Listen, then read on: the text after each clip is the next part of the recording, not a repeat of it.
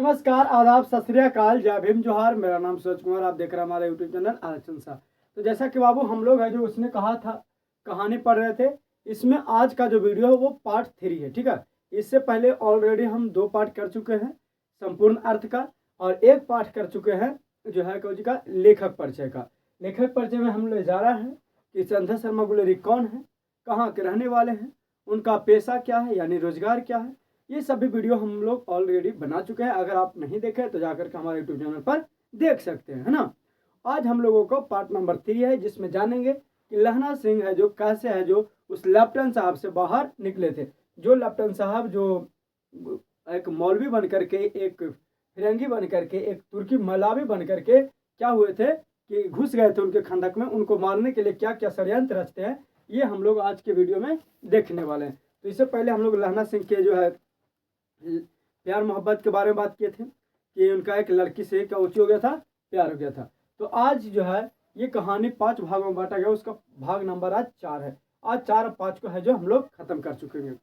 कहता कि होश में आओ, कयामत आ गई है, लेफ्टिनेंट साहब की वर्दी पहनकर कोई आया है।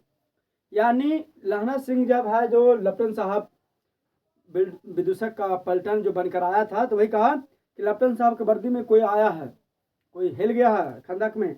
कहा क्या, कोई आ गया? लेफ्टिनेंट साहब या तो मारे गए हैं या तो कैद हो गए हैं। और लहरा सिंह कहते हैं कि देखो, या तो लेफ्टिनेंट साहब मारे गए हैं या तो क्या हो गए हैं, कैद हो गए। अगर आपको पास किताब होगा तो ये उलट कर देख सकते हैं, दिगांत भाग 2 का, यानी उसने कहा था कहानी के चैप्टर नंबर 2 है, उसमें भाग 4। कहते हैं कि लेफ्टिनेंट साहब या तो मारे गए या तो कैद हो गए, उनकी वर्दी पहनकर यह कोई जर्मन आया है।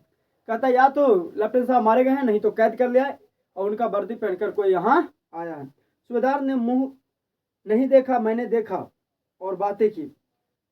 उतने में कहता है सूबेदार ने मुंह नहीं देखा, तो वो कहते कि नहीं नहीं उसने नहीं देखा, लेकिन हम देखे हैं कि वो लेफ्टिनेंट साहब नहीं है।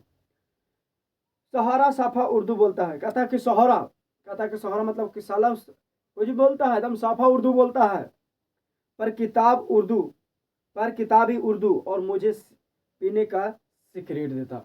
और वो उर्दू तो बोलता है लेकिन किताबी उर्दू बोलता है। देखो एक मातृभाषा होता है, बच्चा जो होता है ना हमेशा मातृभाषा, या हम लोग जो है हमेशा मातृभाषा में बोलते हैं, लेकिन एक किताबी भाषा होता है कि कहाँ जा रहे हो, कहाँ जा रही हो, ये होती है किताबी भाषा, व्याकरण वाला भाषा। लेकिन ऐसे कह दिली सीधे क्या रे, कहाँ जाए थे, हम चलिए आओ, तो नहीं यार ना जाए हमें भाई तुरंत आ भैया। तो ये सब भाषा कुछ हुआ, ये मातृभाषा हुआ जो अपने लैंग्वेज में बोला जाता है ना। तो कहा कि वो मातृभाषा नहीं बोलता बल्कि किताबी उर्दू बोलता है, और इसके अलावा वो हमको पीने के लिए क्या देता है, सिगरेट। आप समझ गए कि लहना सिंह तो कभी सिगरेट पिया नहीं है, इसको पिए कैसे दे देंगे भाई, क्योंकि लेफ्टिनेंट जानते थे कि लहना सिंह सिगरेट नहीं पीता है, ठीक है। तो अब इतना पूछते कि तो आप क्या करें। कहा आप मारे गए, धोखा है, सूबेदार कीचड़ में चक्कर काटते फिरेंगे और यहाँ हम लोग खाई में धावा हो गया। कहता कि हम लोग अब कुछ करेंगे, मारे जाएंगे। वहाँ सूबेदार है जो कीचड़ में अपना फेरा दें, अतरगुले ने हम लोग को मार के निकल जाएगा। ये सब आपस में बतिया रहे हैं। उधर उन पर खुलेआम धावा हो गया। कहता उधर उन पर है जो खुलेआम क्या हो गया, धावा हो गया। उठो एक काम करो, कहा कि उठो अब एक काम करो, पलटन के पैरों के निशान देखते देखते दौड़ जाओ। और कहा कि सुनो एक काम करो कि पलटन साहब का जो पैर का निशान है ना, वो उसको देख देख के तुम दौड़ के जाओ कि कहाँ पलटन साहब गए हैं। कहते हैं अभी बहुत दूर नहीं गए होंगे, और कहते हैं कि अभी बहुत दूर नहीं गए होंगे। सूबेदार से कहा कि एकदम लौट आए, और सूबेदार मिलेगा तो उसको कहना कि लौटो जल्दी, वहाँ हमला हो गया, उसको कुछ कर देना, लौटा देना। खंदक की बात झूठ है, चले जाओ खंदक के पीछे से निकल जाओ। और कह देना कह रहे खंदक में कोई था नहीं, खंदक के बाद झूठ था, वहां से कोई जो तुम निकल जाओ।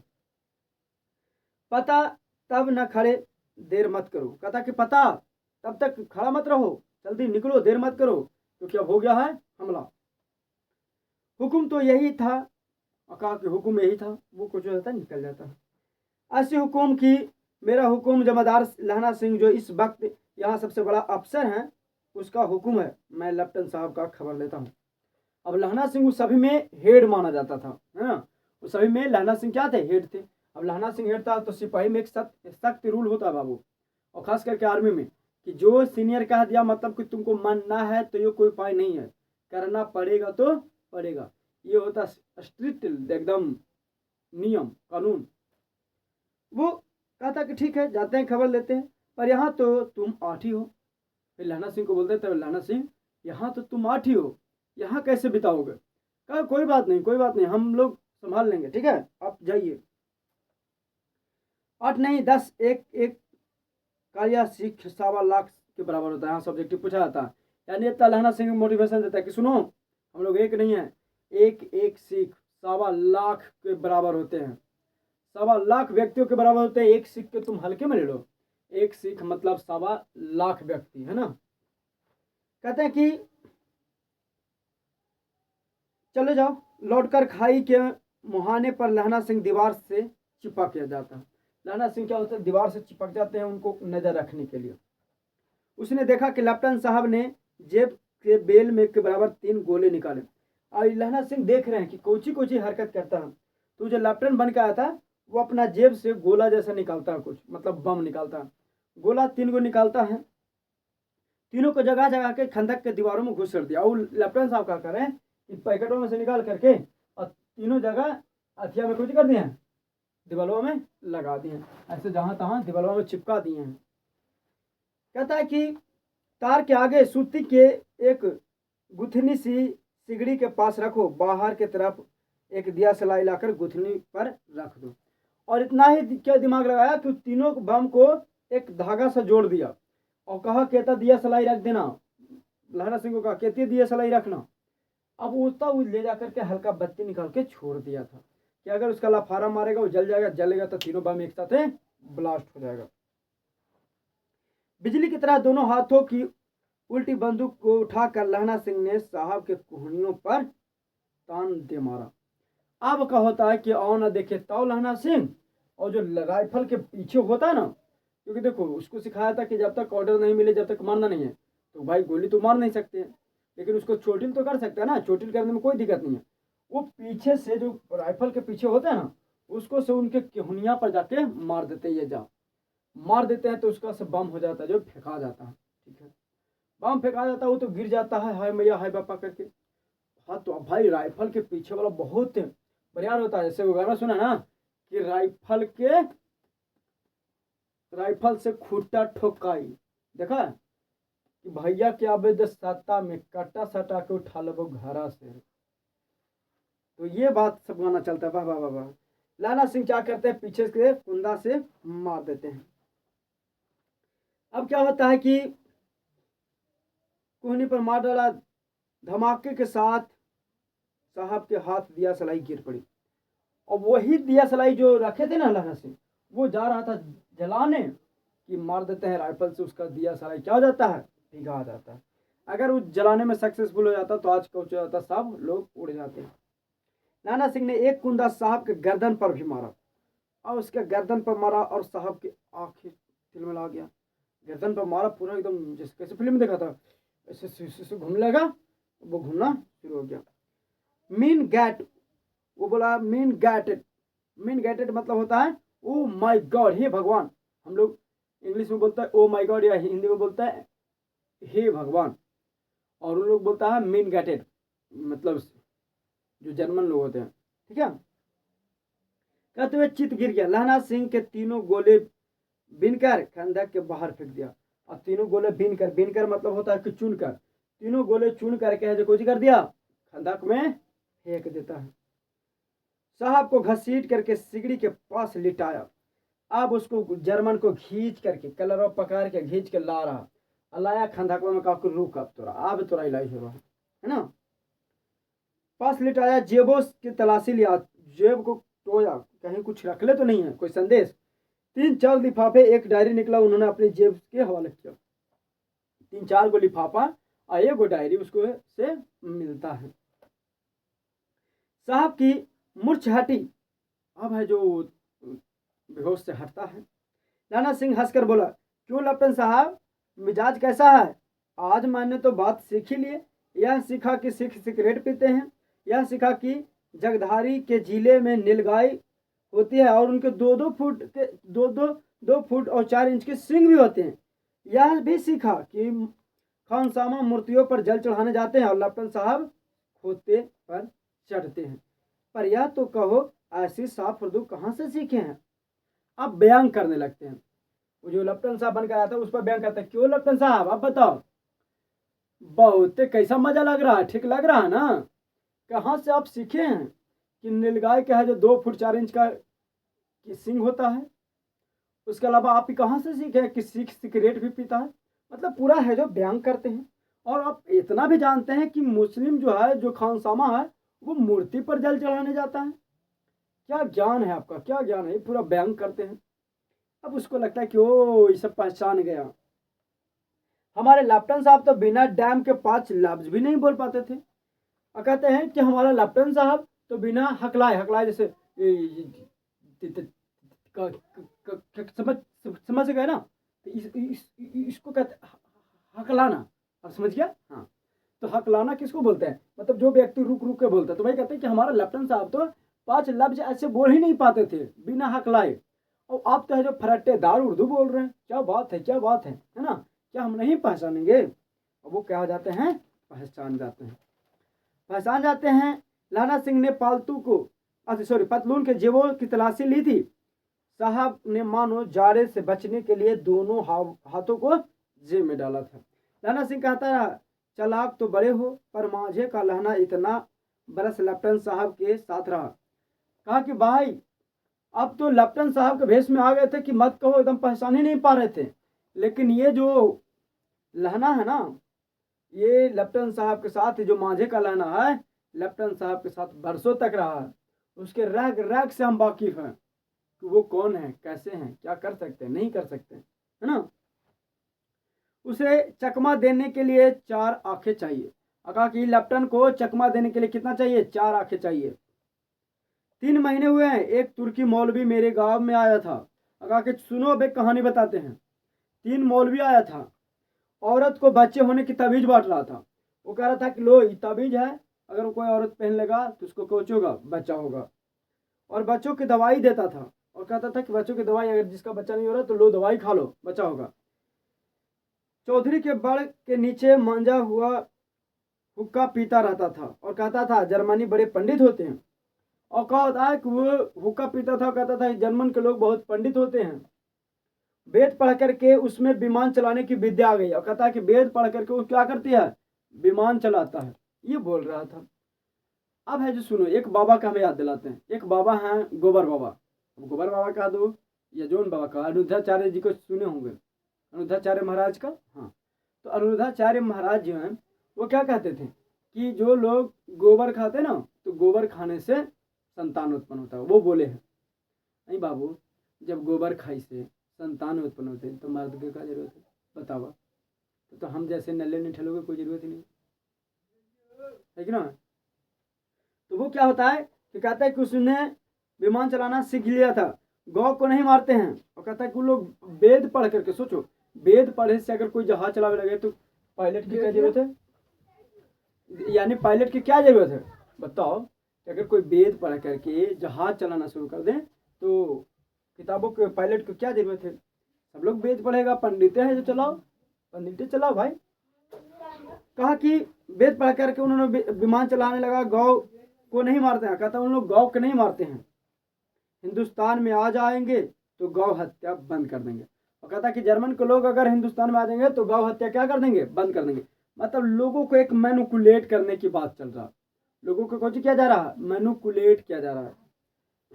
मंडी के बनिया को हकबकाता था कि डाक खाने से रुपया निकाल लो, और मंडी के लोगों को, बनिया को बहकाता था। मंडी के बनिया को क्या करता था, बहकाता था। बनिया मतलब तेली। बहकाता था कि डाक खाने से आप रुपया निकाल लीजिए, आपका जो बैंक में पैसा रखा हुआ है निकाल लो, सरकार का राज जाने वाला है। डाक बाबू पहलू राम भी डर गया था। अब है जो क्या होता है कि कह दिया कि आप है जो पैसा निकाल लीजिए, आप पैसा निकाल लीजिए, नहीं तो सरकार जाएगा तो आपको पैसा जो खत्म हो जाएगा। अब जो एक पोल्हू राम था वो डर गया था कि सच बात ही बोल रहा है, पंडित है, बहुत ज्ञानी होगा।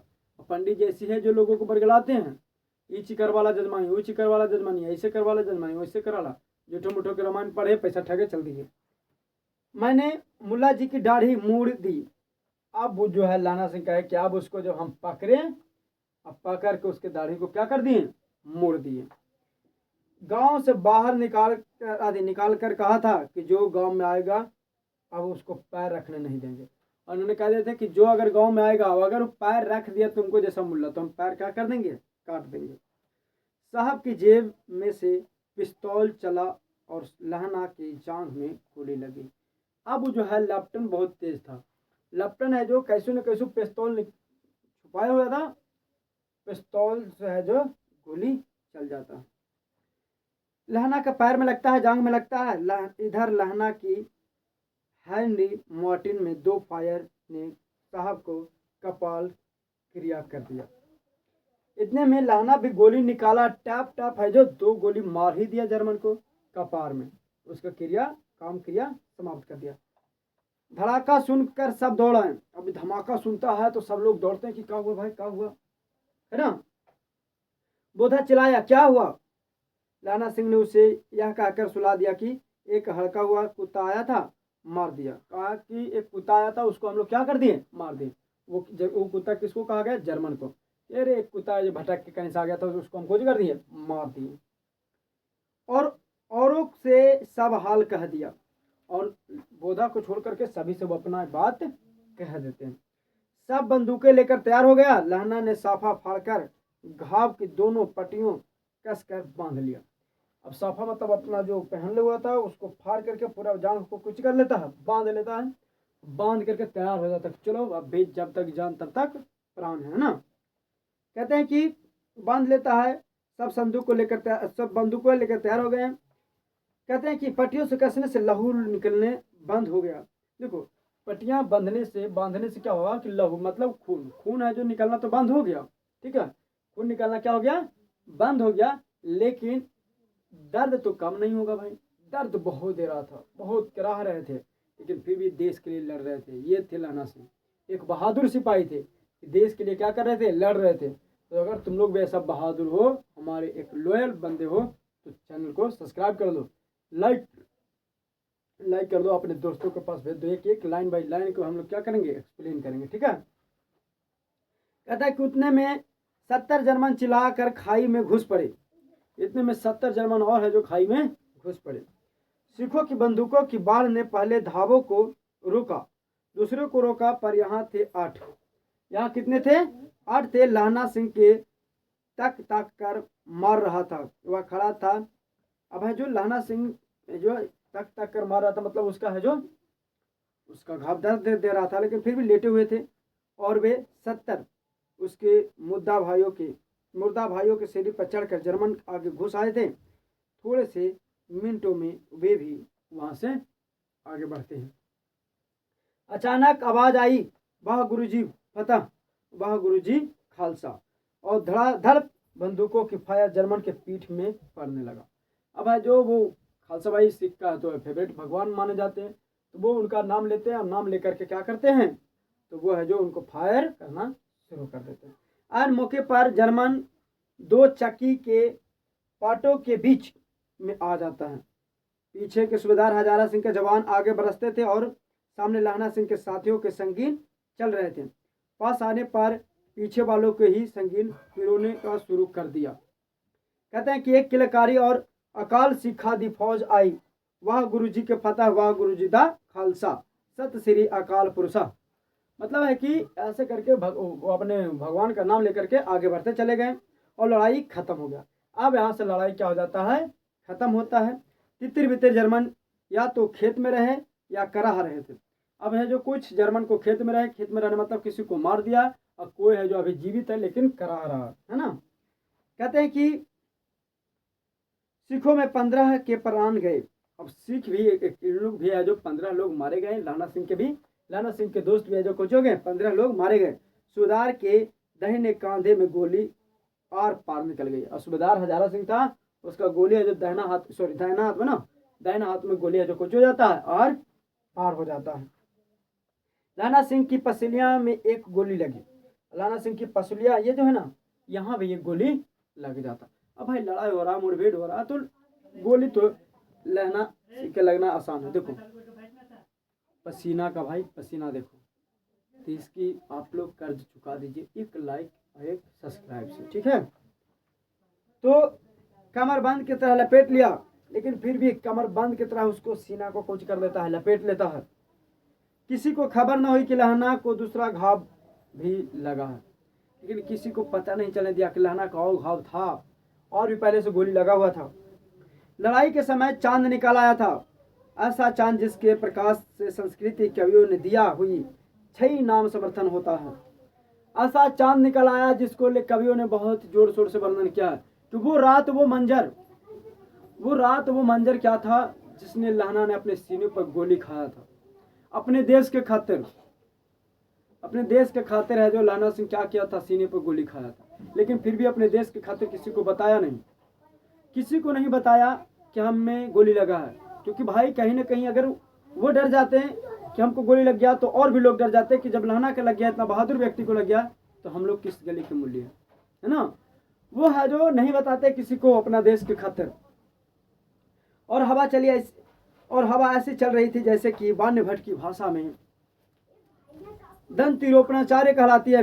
वजीरा सिंह कह रहा था कि कौन मन भर फ्रांस की भूमि बेटे बूटों से चिपक रही थी। जब मैं दौड़ा सूबेदार के पीछे गया था, सूबेदार लहना सिंह के सारा हाल सुनकर और कागजात पाकर उसकी तुरंत बुद्धि को सराह कर रहे थे और कह रहे थे कि तू ना होता तो आज सब मारे जाते। और जो लहना सिंह को सब तारीफें करने लगा कि आज लहना सिंह तुम ना होता तो आज हम लोग सब मारे जाते। सूबेदार है जो बड़ाई करते हैं लहना सिंह को, लहना सिंह तुम एक बहादुर हो, तुम एक जवान सिपाही हो, तुम एक कर्मठ सिपाही हो जो अपने देश के खातिर सीने में गोली खाया, लेकिन कभी जर्मन से पीठ मत नहीं दिखाया। आज तुम नहीं होते तो हम सभी लोग क्या होते, मारे जाते। इस लड़ाई की आवाज 3 मील दक्षिण की ओर खाई वालों ने सुन ली थी। उन्होंने पीछे से टेलीफोन कर दिया। अब है जो कुछ खाई वाला भी सुना, उन्होंने फोन कर दिया। वहां से झट पर 2 डॉक्टर आए, 2 बीमारी ढोने वाली गाड़ियां। अब कुछ डॉक्टर आते हैं, कुछ स्ट्रेचर लेकर आते हैं। स्ट्रेचर जानते हैं ना, जिस पर रोगियों को लेटा कर ले जाया जाता है। स्ट्रेचर लेकर आते हैं जो कोई 1.5 घंटे के अंदर आ पहुंचे, और मात्र 1.5 घंटा के अंदर पूरे है जो ट्रीटमेंट चालू हो गया। फील्ड अस्पताल नजदीक था। फील्ड अस्पताल क्या था, नजदीक था। सुबह होते ही वहाँ पहुंच जाएंगे, इसीलिए मामूली पट्टी बांध कर एक गाड़ी में घायल लिटाएगा और दूसरे में लाशें रखेंगे। अब आते हैं उन लाशों को ढोने के लिए, लाशों को ले जाता है और जो घायल था उसको ले जाया जाता है। क्या भाई, अब जो लड़ाई खत्म हुआ तो उसको में सबको ले जाना जाए, है ना। जो मराया शहीद हुआ उसको दफन करेगा। कहते हैं कि सूबेदार ने लहना सिंह की जांग की पट्टी बांधनी चाहिए, और सूबेदार ने लहना सिंह को जांग की पट्टी फिर से अच्छा से बांधना चाहा, पर उसने यह कहकर टाल दिया थोड़ा घाव है। लहना सिंह अभी भी कह रहा थोड़ा घाव है, रहने दीजिए, कोई जरूरत नहीं है। लहना सिंह ने उसको मना करता है, सवेरे देखा जाएगा। लहना सिंह कहता है सवेरे देखा जाएगा भाई, रहने दो, कोई दिक्कत नहीं है। बोधा सिंह ज्वर को बरहा रहा था, लेकिन बोधा सिंह है जो ज्वर से, अब बोधा को भी बुखार लगा था। बोधा सिंह को क्या लगा था, बुखार लगा था। वह गाड़ी में लिटाया गया था, बोधा सिंह को गाड़ी में भी लिटाया गया था। लहना को छोड़कर सूबेदार जाते नहीं थे, लेकिन सूबेदार भी एक पक्का दोस्ती था वो दोनों के बीच, कि सूबेदार भी लहना सिंह को छोड़कर नहीं जाना चाहता था। जबकि सूबेदार का बेटा बोधा सिंह को कुछ था, बुखार लगा हुआ था, लेकिन फिर भी वो जाना नहीं चाह रहा था। जाना चाह रहा था कि लहना सिंह को गोली लगा, हम नहीं जाएंगे, तुमको बुखार लगा, तुमको ले जा रहा है अस्पताल, तुमको दिखाएगा। लेकिन लहना सिंह तो अपना जो प्रेमिका का उसको वचन देकर आए थे कि कुछ भी हो जाए, हमारा जान चल जाए प्रेमिका। लेकिन प्रेमी वही है जो अपने जान पर खेल करके अब तुम्हारे खुशियों को रक्षा करे, तुम्हारा सिंदूर को रक्षा करे। तुम ना मिली तो क्या हुआ। ऐसा जरूरी नहीं है कि हर चीज को पा लेना ही प्यार होता है। प्यार वो नहीं होता कि पा लेना, प्यार वो होता है जिसको निभाया जाता है, दूर रह कर भी प्यार किया जाता है, वो होता है प्यार। असली प्यार वो है ना। यह देखा लहना कहा, तुम्हें बोधा के कसम है, सूबेदारनी की सौगंध है, जो इस गाड़ी से न चले जाओ। अब है जो सूबेदार को दे दिया कसम, कौन, लहना सिंह, सुनो सूबेदार, आपका बोधा की कसम, आपको वो सूबेदारनी के सौगंध की कसम, सौगंध मतलब कि सिंदूर की कसम है।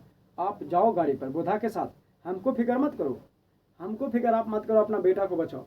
क्योंकि वो कसम खाए थे कि ये बाबू आपके पति को, आपके बेटे को हम चांद पर खेल करके भी आपको क्या करेंगे, इस युद्ध से वापस लाएंगे। वो सोचो कि वो प्रेमिका कितना सौभाग्यशाली होगी जो लहना से प्यार किया होगा। और आजकल के क्या है, एक देखी ना दूसरी, दूसरी देखी ना तीसरी, तुम नहीं तो कोई और सही, कोई और नहीं तो कोई और सही वाला हाल आजकल है ना। कहा और तुम, इतने में बोधा सिंह पूछता है, सॉरी सूबेदार सिंह पूछता है कि तो तुम क्या करोगे, मेरे लिए वहां पहुंच कर गाड़ी भेजवा देना। फिर लहना सिंह कहता है चाहो तो वहां जा करके हमारे लिए क्या करना, गाड़ी भेज देना, और जर्मन मुरादों के लिए भी कोई गाड़ियां आती होगी। और कहता है कि जर्मन के लिए भी कोई गाड़ियां आती होगी उसको ले जाने के लिए, है ना। मेरा हाल बुरा नहीं है, देखते नहीं मैं खड़ा हूँ, वजीरा सिंह मेरे पास ही है। कहता कि मेरा हाल बुरा नहीं है, हम ठीक हैं और हमारे पास वजीरा सिंह है, आप टेंशन काहे लेते, आप जाइए। अच्छा पर, इतने में सूबेदार कहता अच्छा पर सुनो। बोधा गाड़ी पर लेट गया, भला आप भी चढ़ जाओ। सुनिए तो सूबेदारनी, घोड़ा की चिट्ठी लिखो तो मेरा मत्था टेकना लिख देना। कहा कि सुनो एक बात करेगा, काम करेगा। किसको बोलते हैं, सूबेदार को। सूबेदार एक काम करो, अगर कभी भी आप चिट्ठी जब लिखिएगा सूबेदारनी को तो उसमें मत्था टेक देना। मत्था टेक देना मतलब हमारे बदले प्रणाम लिखना कि लहना सिंह की तरफ से मैं प्रणाम करता हूँ, ऐसे सौभाग्य महिला तुम हो कि लहना जैसे प्रेमिका से तुम प्यार किया, लहना सिंह के प्रेमी से प्यार किया। बस इतना तुम लिख देना कि मैं अपने वादा के मुताबिक अपना कार्य कर चुका। सूबेदारनी बस इतना लिख देना, मत्था टेक देना हमारे बारे में। और जब घर जाओ तो कह देना कि तुझने जो उन्हें कहा था वह मैंने कर दिया। और कहना है जब घर जाना तो कह देना कि जो तुम वादा किया था लहना से वो वादा पूरा किया, वो अपने जान पर खेल करके हमें बचाया, है ना। गाड़ियां चल पड़ी, इतने में गाड़ी चल देता है। सूबेदार ने चढ़ते चढ़ते लहना के हाथ पकड़ कर कहा तुमने मेरे और बोधा को प्राण बचाए हो, लिखना कैसा, साथ ही घर चलेंगे। अपनी सूबेदारनी को तू ही कह देना उसने क्या कहा था। यहां से हेडिंग निकल कर आता है उसने क्या कहा था। यानी कहते हैं कि सुनो लहना, तुम हमारे बेटे को जान बचाया और तुम अपनी सूबेदारनी से, मतलब सोचो कि सूबेदार जो है ना वो लहना को मान चुके हैं कि सूबेदारनी से कभी प्यार करता था। ऐसा दोस्त होना चाहिए कि जानकर भी कुछ नहीं करे। कहा कि अपना सूबेदारनी जो है ना, तुम अपना सूबेदारनी से तुम खुद ही कह देना कि देखो सूबेदारनी, जो तुमने कहा था मैं उस वादा को निभाया जो उसने कहा था। सूबेदार कहते हैं कि जो उसने कहा था, वहां से निकाल कहा था उसने कहा था, उसने क्या कहा था। वह कहता कि जो उसने कहा था उसे तुम्हें कह देना कि उसने क्या कहा था। कहता कि पर अब गाड़ी पर चढ़ जाओ। कहता कि अब आप गाड़ी पर चढ़ जाओ, मैंने जो कहा था वह लिख देना और कह भी देना। लेकिन लहना से कहते नहीं नहीं आप जाइए ना, आप गाड़ी पर चढ़ जाइए, आप कह दीजिएगा और लिख दीजिएगा। गाड़ी के जाते ही लहना लेट गया। गाड़ी जैसे गया वैसे लहना क्या हो गए, लेट गए। इनका दर्द तो हो रहा था, खाली दिखावा नहीं कर रहे थे।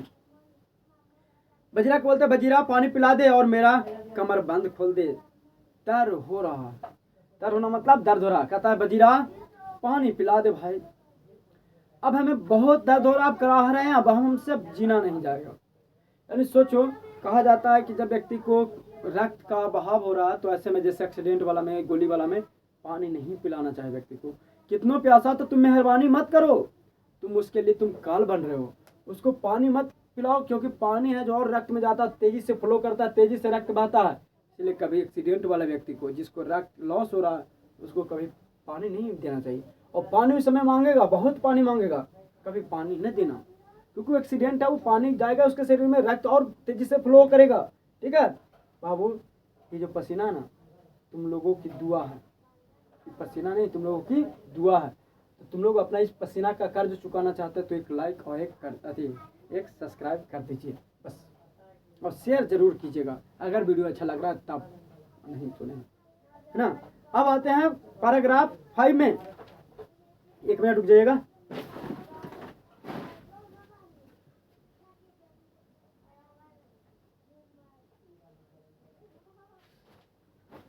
पैराग्राफ 5 कहते हैं मृत्यु के कुछ समय पहले सारी स्मृतियां साफ हो जाती है। कहते हैं कि मृत्यु जब आता है तो व्यक्ति को सब कुछ याद आने लगता है। अब पैराग्राफ 5 जो है बाबूगा, 5 भाग है जिसमें फिर प्रेमिका का याद आता है। वही प्रेमिका जो गली चौराहे पर कभी उनसे मिली थी, वही प्रेमिका का याद आता है। कहता है मृत्यु के कुछ समय पहले स्मृतियां बहुत साफ हो जाती है, जन्म भर की सारी घटनाएं एक एक करके याद आने लगती है। सारे दृश्य के रंग साफ हो जाते हैं, समय धुंधला हो जाता है, उस पर से बिल्कुल हट जाती है। कहते हैं कि जब बचपन का में घटी घटनाएं सब कुछ क्या होने लगा, इनको याद आने लगा कि हम लोग कैसे खेलते थे, कैसे मिलते थे, हमारा एक प्यार था, वो हमसे बिछड़ गया था। ये सही बातों याद आ रहा है जब मृत्यु के नजदीक पहुंच रहे हैं तब। लाना सिंह बाहर 12 वर्षों का था। लाना सिंह जब 12 वर्षों का था अमृतसर में मामा के यहाँ आया था। ये याद आ रहा आया था दही वाले के यहाँ, सब्जी वाले के यहाँ पर कहीं उसे एक 8 साल की लड़की मिल जाती है। वही दही वाले के यहाँ, कभी सब्जी वाले के यहाँ उसके 8 साल की एक लड़की मिल जाती है। वह पूछता है तेरी कुड़माई हो गई क्या। ये सब बात याद आ रहा है। कहता है कि तेरी कुड़माई हो गई क्या। वही लड़की जो धत कहकर भाग जाती थी, एक दिन वैसे ही पूछा तो कहा कि हाँ, कल देखते नहीं रेशम का गड़ा हुआ सालों। सुनते ही लहना से दुख से भर गया, क्रोध हुआ। क्यों? यानी लहना सिंह को दुख होता कि वो जो भी एक प्यार करने वाली मिली वो छुड़कर चली गई। बजीरा से पानी पिला दे। फिर कहता बजीरा पानी पिला दे भाई वाह। 25 वर्ष बीत गए हैं, आज 25 साल बीत गया है बजीरा। अब लहना सिंह का जो 77 नंबर राइफल के जमानदार हो गए हैं। और जो हम कहें ना कि जो कोई भी पुलिस होता है उसको पुलिस को उसके पद से जाना जाता है, तो इसका था नंबर 77 राइफल के जमानदार थे। उस 8 वर्ष की कन्या का ध्यान न रहा। कहता है कि बजीरा उस 8 साल की कन्या को हम कब भूल गए हैं, कोई पता नहीं चला। जब ड्यूटी आए तो ना मालूम कि कभी मिली थी या नहीं, और हम कभी सोच भी नहीं सकते थे कि वो कभी मिलेगी। लेकिन एक दिन मिला बजीरा, मिला। देखो सच्चा प्यार होता है ना भाई, वो मिलता है। अगर तुम किसी से सच्चा प्यार करा ना तो दुनिया का हर कायनात तुमको मिलाएगा। लेकिन अगर सिर्फ वासना के भाव से अगर किसी से मिला ना तो फिर तो रहने दो। कहते हैं कि 7 दिन की छुट्टी लेकर जमीन के मुरादबे के पैरवी करने पर वह अपना गांव आया था। वह रेजिमेंट के अफसर की चिट्ठी मिली और फौज लामा पर जाती फौरन चले आए। सूबेदार हजारा सिंह की चिट्ठी मिली और मैं और बोधा भी लामा पर जाते। लौटते समय घर आते देखा यदि घर हमारे होते जाना, साथ चलेंगे। सूबेदार का गांव रास्ते में ही पड़ता है और सूबेदार उसे बहुत चाहता था। लाना सिंह सूबेदार के यहाँ पहुंचा। अब क्या होता है कि ये दोनों को याद आता है कि कैसे हम लोग घर गए थे। लाना सिंह घर गया था। लाना सिंह जब छुट्टी पर घर गया था तो सूबेदार भी गया था। सूबेदार कहा था कि सुनो ना लाना, और इस सबको बुलास्टा हुआ कि देखो यहाँ लड़ाई होने वाला है तो आप लोग आ जाइए। जब इन लोग जाने लगा तो इतने में सूबेदार कहा कि सुनिए ना, तो आप आ ही रहे हैं तो हमारा घर होते चलिएगा। लेकिन लाना सिंह को पता नहीं था कि सूबेदार से ही सूबेदारनी को शादी हुआ। वो वही जो 8 साल की लड़की था, ये पता नहीं था बेचारा को, लाना सिंह को। ये सब याद आ रहा है, तो ये याद आ रहा है। तो कहते कि हमको कुछ पता नहीं था कि उनको से शादी हुआ। हम सोचे कि सूबेदार के यहाँ हमारा दोस्ती यही है तो चलो इसी दिखा चलेंगे, दोनों दोस्त है जो ड्यूटी पर। लेकिन सूबेदार का घर पहुंचते हैं। सूबेदार के घर पहुंचते हैं तो देखो एक वाकया क्या होता है। जब चलने लगे तब सूबेदार बड़े से मिलकर आया। बोला लाना सिंह सूबेदार ने तुमको जानती है, बुलाती है, जब मिला।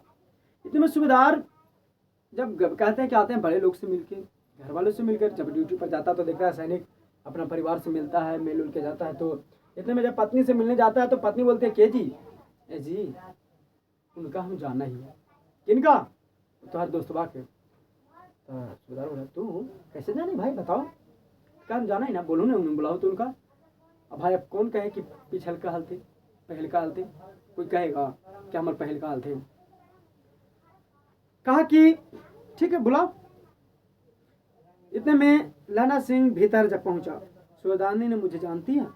लाना सिंह कहता है सूबेदार ने हमको जानती है, हमको। अब लाना सिंह को पता थोड़ी था भाई कि इनका पत्नी है जो वही प्रेमिका है। कहते वो हमको जानती है। तो कहा कि हाँ आपको तो वो जानती है ना।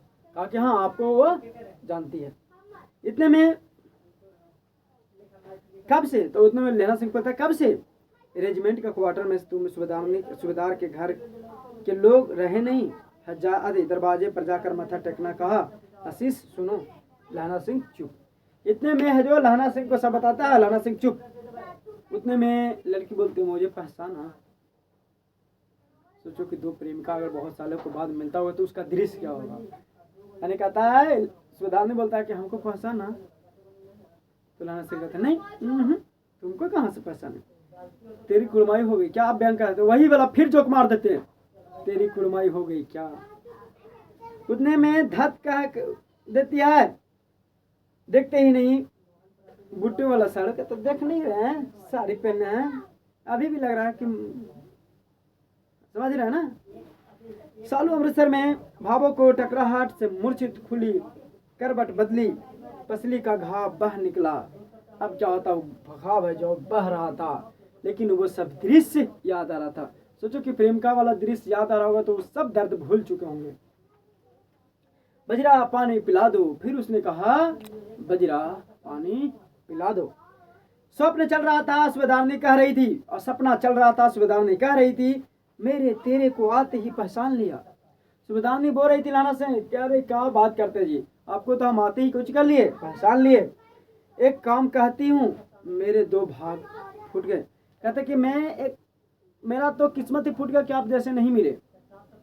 वो सच्चा प्रेमी होता ना भाई, अगर किसी को पा लिया ना, अगर सच्चा लड़का तो उसको पालो, अब पालो नहीं, उसको है ना संभाल कर रखो। जरूरी नहीं कि उससे हम शादी कर लेता, उसको संभाल कर रखो, इज्जत करो हमेशा, जो सच्चा प्यार करता है तुमको। तो कहता है कि मेरे तो भाग्य फूट गया, सरकार ने बहादुरी का खिताब दिया, लायपुर में जमीन दी, आज नमक लाली का मौका आया है, पर सरकार ने हम तिमियों को घरिया आदि का पलटन क्यों नहीं बना दिया, जो मैं भी सुबेदारनी जी के साथ चली जाती। एक बेटा है, फौज में भर्ती है, उसे एक ही वर्ष हुआ है, उसके पीछे 4 और हुए हैं, पर एक भी नहीं जिया। अब सुबेदारनी बेचारी अपना पूरा दुख बता रहे कि एक बेटा था, वो तो फौज में भर्ती हो गया, उसके पीछे और भी 4 बाल बचे हुए, लेकिन एक भी बच्चा नहीं।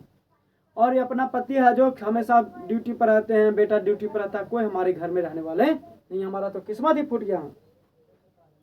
सुबेदारनी रोने लगती है। अब सोचो कि लहना सिंह के सामने अगर सुबेदारनी रोई तो कैसा लगता होगा लहना सिंह को।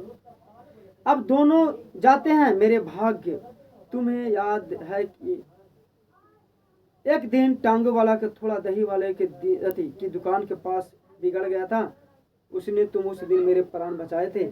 आप घोड़े के लातों में चले आए थे और मुझे उठाकर दुकान के तख्ते पर रखकर खड़ा हो गया था। ऐसे ही इन दोनों को बचाना, यह मेरी शिक्षा है, तुम्हारे आगे मैं आंचल पसारती हूँ। कहा कि सुनो लाना, मैं तो एक दुर्भाग्य हूँ, एक दुर्भाग्य महिला हूँ, बेसहारा अभागिन महिला हूँ, लेकिन एक काम करते हैं, एक काम बोलते हैं कि जिस प्रकार से तुम हमको अपना बचपन में बचाया था, उसी प्रकार से लाना आज मैं तुम्हारे सामने आंचल पसारता हूँ। आंचल पसार कर आपको से भीख मांगता हूँ लाना, कि कुछ नहीं तो हमारे बेटे को, हमारे पति को रक्षा करना, इसके अलावा हमारा कोई नहीं लाना। सोचो कि बाबू उस समय का दृश्य क्या हुआ होगा एक प्रेमी के लिए, कि जिस प्रेमिका से वो प्यार करते वही प्रेम का आपके सामने गिर रहा है कि हमारे पति को, हमारे बेटे को बचाना, तो किसको नहीं लगेगा भाई कुछ भी हो जाए हम इसको बचाएंगे। अपना जान का प्रभाव उस समय फिर नहीं रह पाता है। कहा कि ठीक है चलो आंचल पसारता हूँ। रोती रोती सुबेदारनी ओबरी में चली गई, रोती रोती है वो अपना उसारा में चल जाता है। अब आंखों से आंख नहीं मिला पा रहे लहना, कि अब क्या करे। लहना भी आंसू पोंछते वो बाहर आया, लहना भी रोने लगा, क्या करे भाई। बजीरा पानी पिलाओ, उसने कहा। फिर कहा बजीरा पानी पिला दो यार। उसने कहा ना ना ना ना, बिल्कुल ना। लहना का सिर अपने गोद में रखे बजीरा सिंह बैठा रहा। बजीरा सिंह अपना जानते थे बजीरा सिंह, अगर हम पानी पिला देंगे तो दिक्कत है। गोद में बैठा रहा, जब मांगता तब पानी पिला देता, लेकिन अब कहा, अब पिला दिया। अब क्या किया, पानी को पिला दिया। आध घंटे तक लहना चुप रहा, फिर बोला। अब आधा घंटा तक लहना शांत, सोचा कह रहे भाई धना को कुछ हो गया तो नहीं। फिर बोला कौन, कीरत सिंह। बजीरा ने कुछ समझ नहीं कहा। हाँ कहा कि हाँ, मतलब अब है जो लहना सिंह धीरे धीरे उनका याददाश्त जाना शुरू हो गया। अब धीरे धीरे सब कुछ भूलना क्या हो गए शुरू कर दिए। भैया मुझे और ऊंचा कर लो ना। कहा भैया और ऊंचा करो ना मुड़ी, अपने पट पर मेरा सिर रख लो। कहा कि बजीरा सिंह मेरा जो है ना अपना पट पर रख ले। बजीरा ने वैसा ही किया। अब बजीरा को इसको लग रहा था कुछ कीरत सिंह बोला था कि हम कीरत सिंह के गोद में मरेंगे, बोले थे कि अपना भाई कीरत सिंह के गोद में मरेंगे। और इसको तो पता नहीं था कि ये बजीरा सिंह है। बजीरा सिंह और इसे किया, अपना गोद पर रख लिया। हाँ अब ठीक है पानी पिला दे। फिर पानी पिलाता है। बस अब के हार में यह आम खूब फलेगा। अब कह रहा कि भैया अब की बार ये आम है जो खूब फलेगा। चाचा भतीजा दोनों मिलकर बैठकर खाएंगे। किरत सिंह थे जो चाचा थे लहना सिंह का, कहा कि दोनों चाचा भतीजा है जो खूब खाएंगे बैठ के, जितना बड़ा तेरा भतीजा है उतना ही बड़ा ये आम है। कहा कि चाचा जितना बड़ा आपका ये भतीजा ना आपके जन्मदिन पर ही लगाया गया था, जिस महीने में उसका जन्म हुआ था उसी महीने में मैंने इसे लगाया था। कहा कि चाचा भतीजा के जब जन्म हुआ था ना तभी ने लगाए थे, हम लोग खाएंगे। बजीरा के आंसू टप टप गिर रहे थे। बजीरा को ये सब याद आ रहा था, रो रहा था बजीरा, क्या कर इतना अच्छा दोस्त खो देंगे। कहा कि ना मर्द रोता नहीं है ना। दिन पीछे लोगों के अखबारों में पढ़ा, फिर कुछ दिन बाद होता है लोग अखबार में पढ़ते हैं फ्रांस और बेल्जियम 68वीं सूची मैदान में घावों में मारा नंबर 77 सिख राइफल जमादार लहना सिंह। और लोग पेपर में पढ़ते हैं कि 77 नंबर राइफल का जो लहना सिंह था, जो बहादुर लहना सिंह, वो क्या होता है, मारा जाता है। जैसे समझो कि तुम्हारे देश में लड़ाई हो रहा है, उसमें कोई अगर लीड कर रहा है वो लड़ाई को, बहादुर से लड़ रहा है और वो मारा जाए तो पूरा शहर में हाहाकार होगा कि नहीं होगा। तो कहता है कि आज लहना सिंह क्या हो गया, मारा गया। लहना सिंह क्या हो गया, मारा गया। पूरे पेपर में छप जाता है लहना सिंह के। तो लहना सिंह ये क्या था, बहादुर सिपाही था। तो बाबू इसके अलावा हम लोग इस अगला वीडियो में सब्जेक्टिव पढ़ेंगे। सब्जेक्टिव को है जो एक सब्जेक्टिव को देखेंगे, फिर इसके बाद एक और वीडियो होगा जो ऑब्जेक्टिव का होगा। यानी इसके अलावा हम लोग 2 वीडियो करेंगे, एक सब्जेक्टिव का एक ऑब्जेक्टिव का, फिर है जो इस तरह के चैप्टर को पूरी तरह से खत्म कर देंगे। अगर वीडियो थोड़ा सा इन्फॉर्मेटिव लगा हो, अच्छा लगा हो कहानी, तो आप बच्चों के पास शेयर जरूर कीजिए। पसीना का लाज रखिए। राधे राधे।